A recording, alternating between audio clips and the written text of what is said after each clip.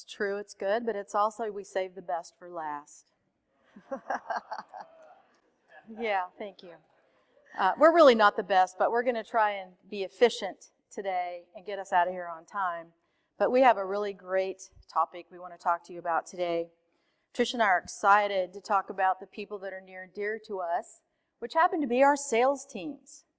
So we're excited to do that. But as we dive into our presentation, we want you to know, kind of like Justin, we're not a commercial, but we're an infomercial. So we will take credit for that and give you some good information on your sales team professional development today. Making that investment in marketing is even more important today than ever before. And so we're going to share with you the 3 keys to developing your teams to really handle the tough job that they have to carry out. I want you to think about this for a minute. Have you ever tried to sell something that no one thinks they'll ever need, or probably they don't even want? Most of us don't have the luxury of selling oceanfront property, the latest Porsche, the newest laptop. Those are all desirable things.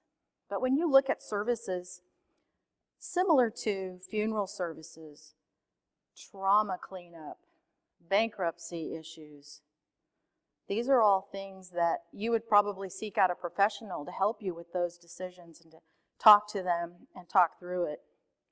Could be that you're also going to throw in the mix making that life-changing decision to move to a senior living community with a price tag.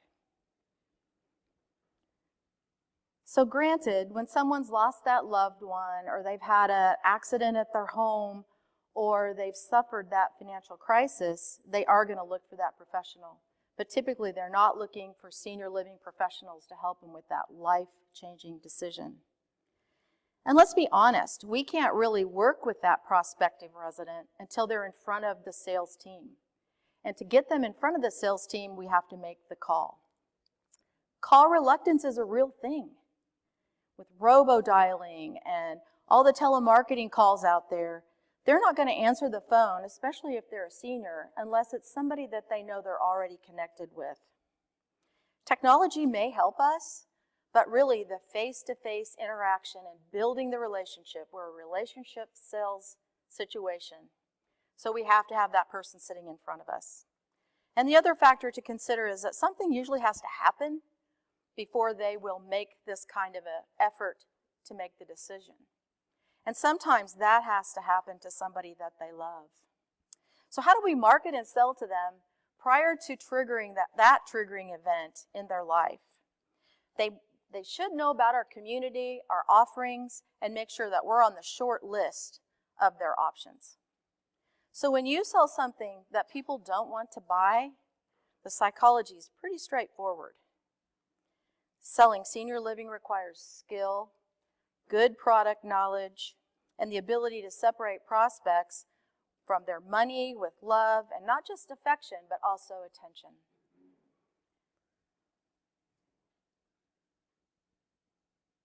So let's talk today a little bit about who is our buyer. We hear all the time about the changing of our customer. So when we look at who they are today in 2022, they're a lot different than they were 5 and 10 years ago. They're affluent, they've made more money in their lifetime, they've raised, they've had an enjoyable career. Sometimes they're still even working. So what that does, it affects who we market to. And as you saw earlier in some other presentations, we are raising that criteria of the annual income for most of our mailing lists when we're buying one from $50,000 per year up to $75,000 because we see this changing customer. They're also very conscientious with their investments, and they've invested wisely. They have the larger monthly incomes, which means they probably own 1 or 2 homes. And they're also the generation that doesn't want to be a burden to their children. We oftentimes have events or series of inviting them in, and we always ask, what are your options? Do you want to live with your kids? They all laugh and don't put their hands up. Nobody wants to live with their kids. They remember their experience with their parents. So the other thing that they don't want to do is they don't want to necessarily move to be closer to their children if they've lived in a town that they really have been in most of their life, their friends, their doctors, all of those things are there. So it's a tough decision when their kids live 2 states away. So it makes our job harder to convince them to move to our community. They're also used to investing in the long-term care type of insurance. As John mentioned in his presentation, that they're really overinsured a lot of times these days. So we've seen that pendulum where they didn't have long-term care insurance is really flipping back over, and a lot of them have it. So what does that mean? That's a harder sell to them when they see, I have to pay for a healthcare benefit, I've already paid for that. So we've created some contracts that have helped them to say, I don't want that benefit down the road. I would like to have a slight discount on my entrance fee. So we have a different customer facing us today. And of course they want to leave a legacy to either their children, to a entity that they have, a not-for-profit entity. And so that's something that Tricia's going to touch on a little bit, but it is important to them. Oops. Go backwards. Sorry about that. Did I do that? Thank you. No, Mary Jane took us through just in terms of some of those, the profile of the customer. But let's also talk about where their mental state is. And a well-known term that our sales teams come up against each and every day is called cognitive dissonance. It basically means holding two conflicting beliefs at the same time. So if you were to sit down with any of our senior clients, they would tell you, gosh, I know there's an aging process. I just fully believe I'm going to be the one that's immune to it, right?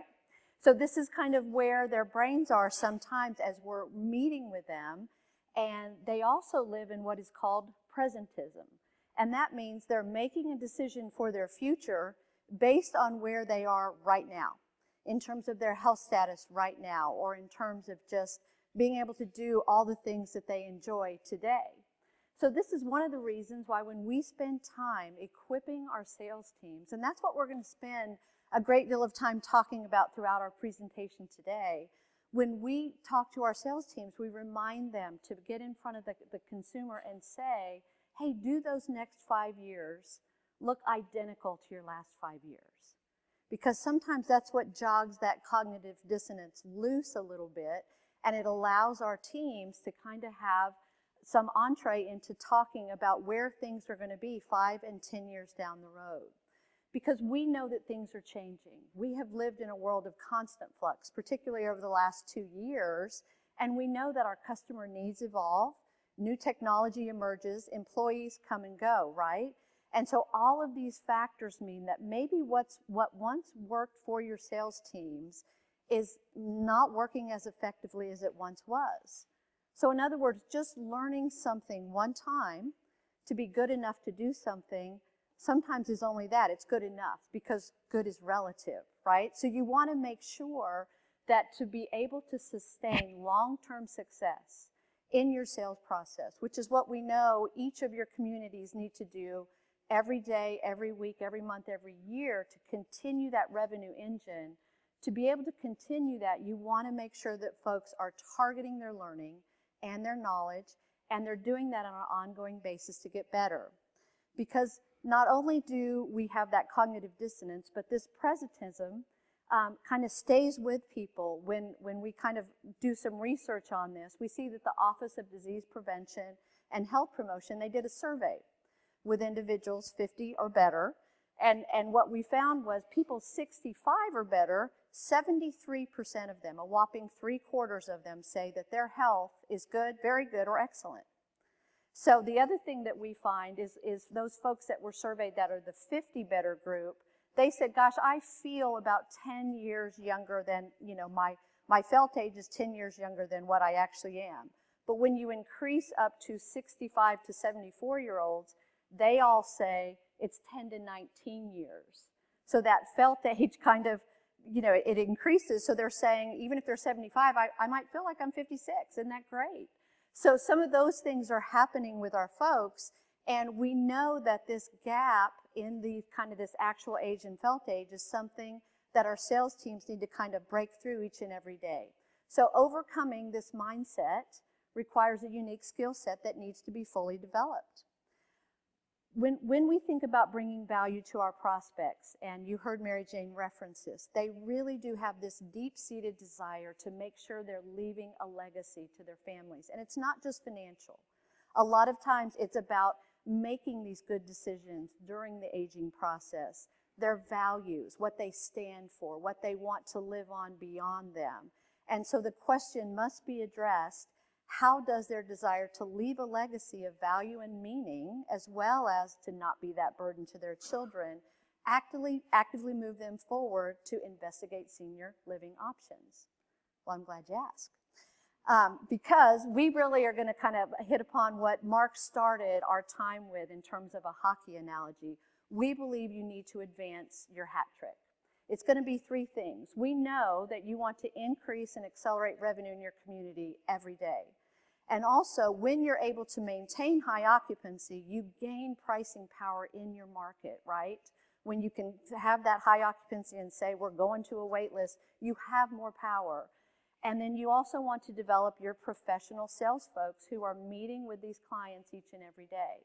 So what I would submit to you is that in order to get number one and number two, you first need to develop number three.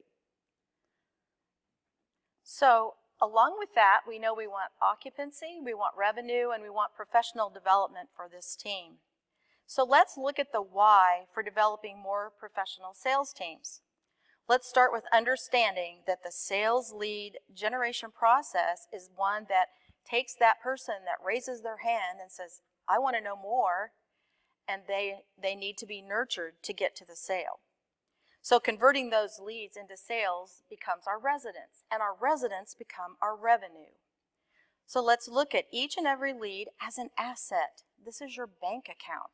So if you look at the slide that you're looking at now and you see the count of leads, I went the wrong way, sorry. You're still going the wrong way. I'm still going the wrong way. There we go. Okay. So if you look at the leads and you see 21 to 4,300, that's an average. We look at all of our CRMs across all of our communities and kind of average that out. That would be sitting in our lead base. These are the people that have said, tell me more. And this is what our sales teams are working with. Then if you look at the cost per lead, which is $650 to $920, again, that's an average range looking at your market, what you're doing in your market, the tactics that you're putting together, so that range may change, but that's kind of the average where we're at. So when you look at that and you know how many are in there, we have a bank account, if you will, or an asset sitting there of $1 million on the low cost up to $4 million sitting there for our sales teams to work. So this financial investment is entrusted to your salespeople that, as we said earlier, are kind of sort of selling something nobody really wants to buy. So what's the investment in your people worth?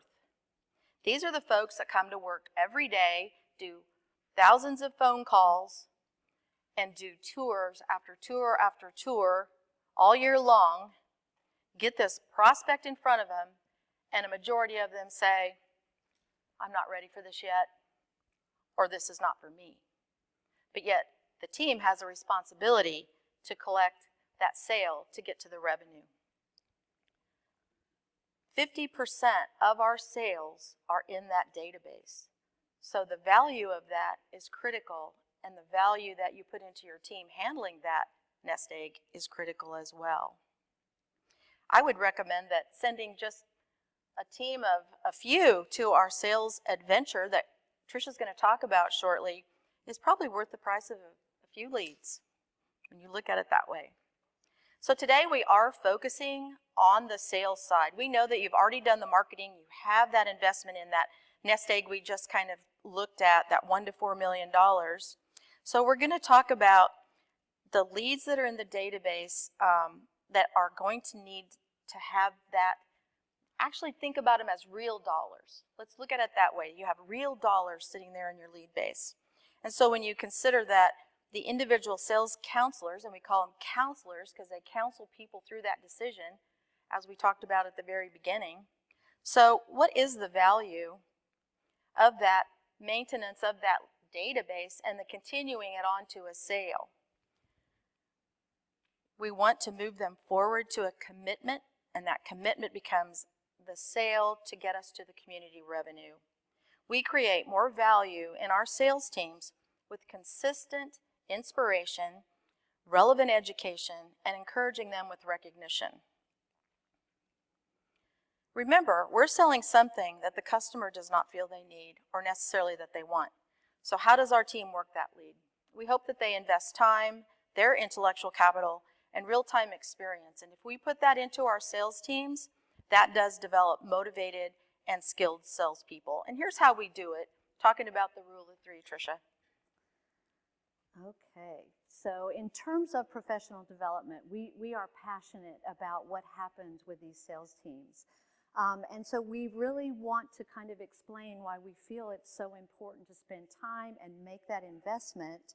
And there's really three ways that we have kind of hit upon to do that throughout any kind of a year, depending on when you have new employees come in, depending on when you have, if you're a new development, when different pieces of that development are kicking off. But really we have sales school prep, which is something that really came out of a necessity from the pandemic, where we put all of our training modules that we typically do in sales school into a virtual sales academy, where we really were able to have 30-minute modules, self-paced, and people could learn on their own. So if somebody was coming on during the pandemic and people couldn't come in or what have you, they could get fully trained. And the same is true if you have someone join in the middle of the year, because we have sales school every October, so in the fall of the year. But if you have someone that starts at another time, they can always start with sales school prep and then move into sales school, which is a more intensive 3-day training at Greystone's training room. And we work with these folks with all of our regionals that have 250 plus years of relevant industry experience that we can share with them in different modules. And then you heard Mary Jane talk about Sales Adventure, where we actually bring folks in, again, for an intensive 2 days, and it's an opportunity for us to really advance its professional development. At Sales Adventure, we have a comprehensive curriculum, we have breakout sessions, we have folks that are coming in from outside of the industry to teach and train our professionals. So it's all happening together, as well as just the networking of being with professionals that are in the same phase of development. So if it's a blue sky development where you're just building and getting ready to start, they're going to be able to break bread and sit across the table from people who are dealing with these same phases and changes. If it's an operational community, they can talk about those attrition challenges. If it's a healthcare startup where they've had limited staffing and how does this look and what are we going to be able to do, all these things come together. And so that's why we call it kind of our perfect trifecta. It's about education, inspiration, and recognition. And we're able to bring that together in a group setting at Sales Adventure every year. So these sessions really do allow folks to kind of have interaction, not only with, like I said, leading industry specialists that have been doing this for decades, but they're also hearing from expert panels. We have resident panels that come in. We have individuals that have walked through a full development process. So all these things are happening, as well as leadership training with those directors, your sales and marketing directors that are leading the charge for your revenue growth. And we're constantly kind of engaging and interacting with people in terms of what's happening with our consumer mindset. As I kind of go through these next few slides, or as Mary Jane and I go through these, you're going to see a full listing of the different types of relevant topics that were chosen that we just shared in February of 2022. We selected a few direct quotes from our attendees because we feel like it's important for you to hear directly from these professionals about the development they receive every year. So I'll start with this first one. Molly Leister is a residency planning counselor in Friendsview, Oregon. It's right there in the Willamette Valley, beautiful area. There's 121 vineyards all around this community within a 25-mile radius. So you can imagine just what a beautiful setting they have in the small town of Newberg, Oregon. But with Greystone's assistance in planning, in development, and in marketing, Friendsview has actually undertaken 3 distinct projects all at once. So they're building 28 new cottages, which are all sold out and they're filling now. We have 96 independent living apartments that will be coming online at the early part of 2023, and we're 70% pre-sold there. And then we're completely redesigning and reimagining their health center that was 60 years old to better serve their 450 residents as well as the new residents coming in. So Molly kind of has this job of kind of communicating all these things that are happening at once. And what she said was, it was great to sit eyeball to eyeball, like right next to my peers, and really learn what works and some different phrasing and some different types of tactics that I can use to get people in front of me to have an opportunity to offer this lifestyle to them. So that's one of our quotes from Molly Leister. I would like to add, if we could have had all these people that we have their quotes here today, if we could have flown them in and had our own panel, it would have been amazing, because you would have seen the energy and the excitement that they do get from being attendees at our events. But as Tricia stated, we have many topics that are listed here, and we are sharing, the overall education series. But we do utilize Greystone's best practices to develop our curriculum, and it's done on tried and true methods and the current market conditions, as well as the always evolving senior. Another great quote that we got from Emily Reams. She is the marketing coordinator with CC Young here in Dallas. She learned a lot of different things when she came to Sales Adventure 2022. Her best takeaway, though, was really picking up critical applications that she learned regarding our CRM. You hear that acronym a lot. It's our customer relationship management tool. The little nest egg I talked about, the $1 to $4 million, sits within and lives within the CRMs. So she had a better understanding after coming to the Sales Adventure session, Hidden Gems, in that CRM. So she went back to her community and she realized she could manage the relationships that were coming in through the lead base and help her team do better. And her coworkers think that she's doing amazing. Just another point here, our goal is always to provide comprehensive training to make the menu of sales and education sessions very interesting and sort of look at everyday trends and how's that changing. We want them to be top performers, trusted advisors, again, why we call them counselors, and master level sales professionals, and challenge them with their critical thinking. Kimberly Elhofer, she is a sales counselor at Aberdeen Ridge, located in Colorado Springs. You saw a picture of the development that's coming up there. This is Presbyterian Manors of Mid-America, newest community. And in Colorado Springs, there's a rich pool of age and income qualified seniors. They're very active, they're very engaged, they're so much fun. How many of you know an 80-year-old that wants to start a ski club? Not many, but we have them. That's how they are. So Kimberly's a sales counselor, and she transitioned from another senior living community there in Colorado Springs where she sold rentals. But after kind of getting up to speed with what we were teaching her and showing her, she really appreciated how energetic and effective this was and educational to her to sell against the rental. So she did go back to her community and become quite successful at doing that. As you can see from these various titles, senior living training is never complete, and it does really revolve around the world of independent living as well as assisted living and memory care. It's complex and fluid and dynamic, and we want to keep it diverse to have that approach with the sales training. An example of that would be this session called Healthcare is a Team Sport. And Amanda Sikich, she is at Oklahoma City's Epworth Villa, which is a standalone life plan community. And she attended Sales Adventure as a new hire. She had just come on board. She had a real passion to learn. So she was surprised that she gained the insight that really took her back to her community and helped her to see how important her office space was. And I can tell you, she repurposed her whole office when she got back, and it made such a difference because she had a sales environment that she learned about that she could go back and do better. And she's had a real uptick in her sales. So as you heard Mary Jane share earlier, many, if not most of our prospects have call reluctance, right? Due to all these things happening with telemarketers, they're just not necessarily answering the phone. And we know it might take 30 to 40 attempts to get one good connected call. And this is where dedicated time and a well-honed sales process is important for long-term success. So Ryan Price is the sales director for Air Force Enlisted Village in Shalimar, Florida, with the honorable mission of serving our country's enlisted servicemen and women and the widows and widowers of enlisted service personnel.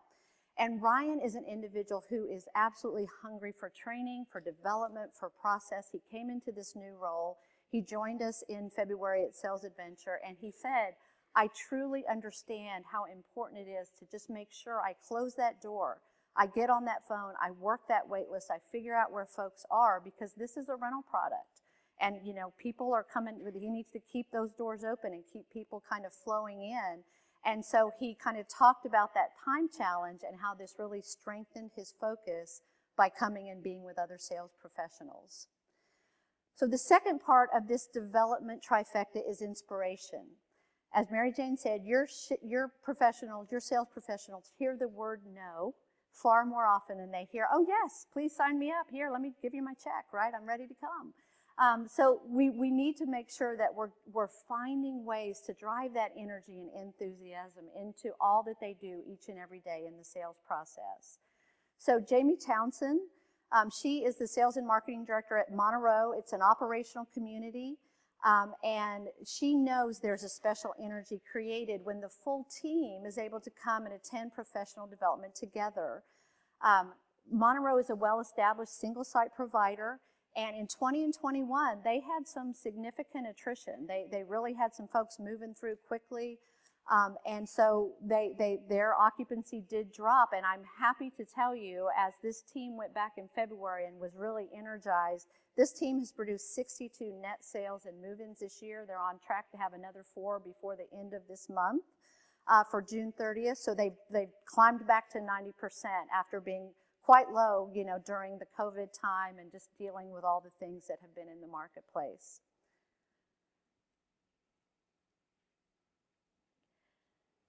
Dale Carnegie, you might have heard of Dale Carnegie. He's a famous author and a motivational speaker. And he is very well known, if you've taken a Dale Carnegie series, to be a good presenter. So he would say that people work for money, but they go the extra mile for praise, recognition, and a reward.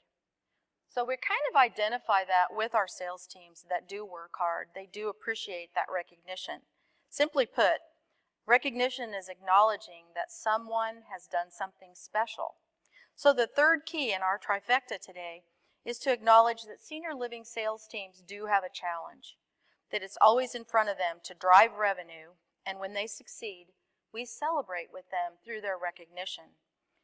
This recognition really springboards that individual to go back to their communities and have a renewed interest in what they do, face that call reluctance, and also re-engage in the sales process. At the annual Sales Adventure event that Tricia mentioned earlier, the recognition and the celebration successes are recognized and achieved as they have been achieved, which not only motivates and generates that synergy and energy to go back into their lives at their communities, but it does refuel them to engage in the process. This in turn creates what you like to hear, revenue in your communities. Pictured here accepting this award is Christine Graber of Greystone, and she's offering it to Pam Simons of Waterman Village. Another quote here is from Chrissy Ammon. She's at Aberdeen Ridge as well. In Colorado Springs, she's the Director of Sales and Marketing. And through the years, Chrissy has been an attendee at Sales School and Sales Adventure through the prior times that she's worked with PMMA. COVID interrupted their conversion process midstream. So Chrissy gained the ability to go back and work with her team to get through that tough selling environment. She helped to understand herself, knowing how to ask better questions, the why to what was happening with the changing customer, as well as really saying, I can be bolder, I can ask some better questions that get that sale in front of my team and myself.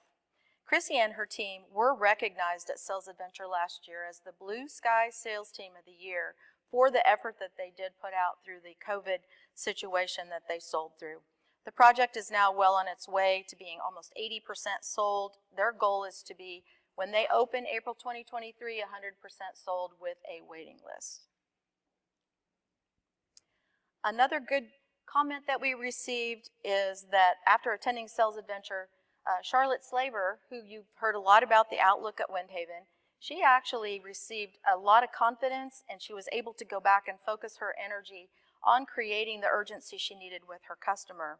They were actually in the throes of their pre-sales success, but they took time out to come to Sales Adventure because they knew the value of coming and getting that education and that inspiration and that kind of recognition that they were looking for as well.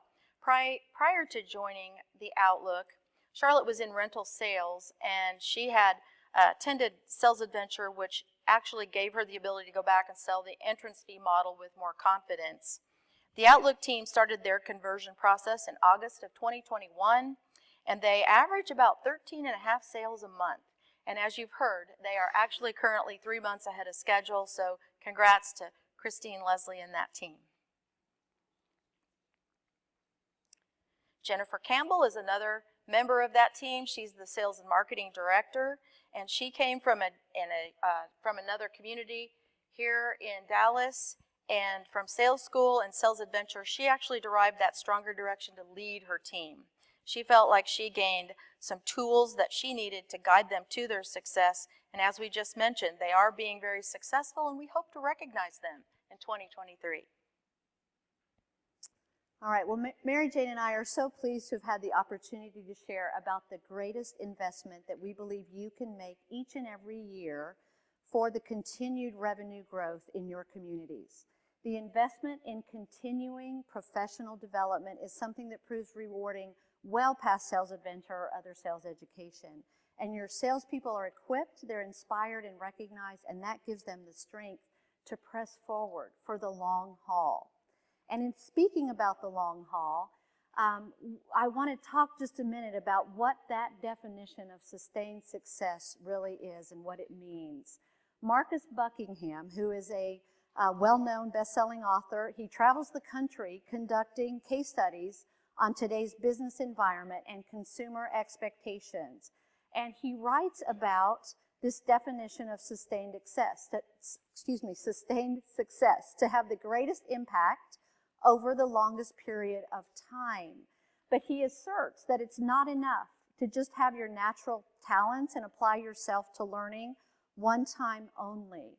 The definition of sustained success requires you to not only get good at something, but to stay good and to get better. Or your carefully crafted expertise can quickly become obsolete, right? In a changing environment, particularly as we've seen over the past couple of years, with all these things happening, the fear of recession, interest rates going up, home prices, yes, that has served us well, but we've got to continue to talk with our sales folks about how to get in the middle of these discussions and really have positive change, because we know that things are going to continue to change. And you would not actually come into an environment where you need an accountant, an attorney, a healthcare administrator, and expect them to not be well trained and even to have continuing education each and every step of the way. Well, your sales professionals are exactly the same way. To have long-term success, they need to constantly be learning what's happening within their markets, what's happening with laws and regulations and all those different things, so that they have clarity of purpose to drive to the revenue goals and occupancy goals that your community needs. Which is why our sales education will continue to reach for new heights in 2023. There is a reason why we have held Sales Adventure successfully for more than 35 years and trained thousands of sales professionals across this country. It's because these folks come in and they get energized, they learn new skills, they learn new ways to pivot and look at the circumstances differently and help their clients do the same thing. And that's exactly what we want to be able to continue to do as we move forward into the coming years. Thank you for your time. Enjoy lunch. It was great to be with you. And we're 1 minute early.